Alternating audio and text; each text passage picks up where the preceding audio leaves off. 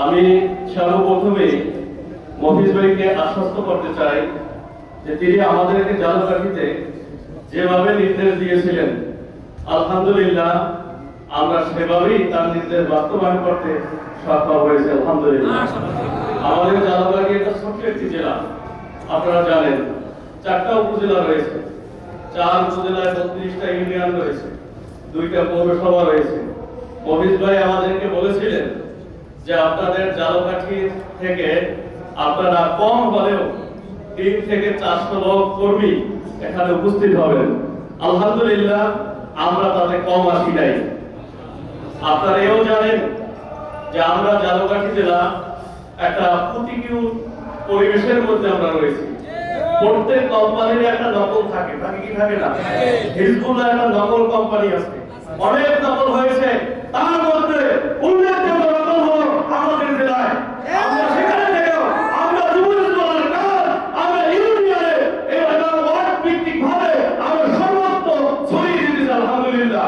আপনাদের দোয়া চাই, আপনাদের দোয়া নিয়ে, অভিযোগের দোয়া নিয়ে, আমির হযরত বিশ্ববিদ্যালয়ের দোয়া নিয়ে আমরা যেন সর্বত্র ছড়িয়ে পড়তে পারি, মাঠে ময়দানে কাজ করতে পারি। সকলে আমাদের জন্য দোয়া করবেন।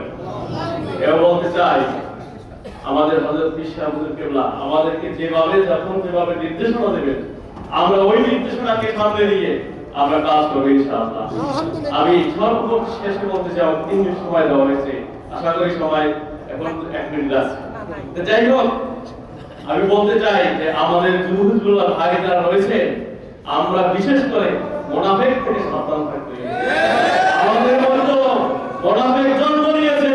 আমার কথা আপনার কাছে খারাপ নাও লাগতে পারে।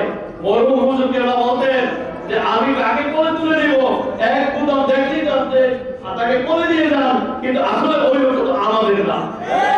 অসংখ্য মানুষ রয়েছে এক কুদম যারা বিগত সময়ে, নাম বলবো না, বিগত সময়ে এক কুদমের গুণটিওয়ালা জানালাই দিয়ে মাঠে ময়দানে প্রোগ্রাম করেছে, নেশারি নামের সাথে সালেহি মুরব্বি রেখেছে। বিগত কিছুদিনের মধ্যেই তারা জেহাদি হয়েছে, তারা আজাদি হয়েছে, তারা বিপ্লবী হয়েছে। তাদের সেই নেশারি এবং সালেহি এবং মুরব্বি রকম তাদের গেল কোথায়? প্রশ্ন রাখলাম, বুঝে কাজ করবেন। কেন্দ্র থেকে যেভাবে আমাদেরকে নির্দেশ দেওয়া হবে ইনশাআল্লাহ আমরা ওইভাবে কাজ বাস্তবায়ন করব। সর্বোপরি মুনাফিক থেকে সাবধান থাকবো। আল্লাহ আমাদেরকে হেফাজত করে বলেন আমিন। মফিজ ভাইয়ের দীর্ঘ হায়াত কামনা করে আমি রিজুল্লাহ হযরত বিশ্ববিদ্যালয় সুস্থতা এবং সর্বোপরি কিন্তু আল্লাহ থেকে আল্লাহ তাকে হেফাজত করুক। এবারে আমি সংক্ষিপ্ত বক্তব্য শেষ করছি। আসসালামু আলাইকুম ওয়া রাহমাতুল্লাহ।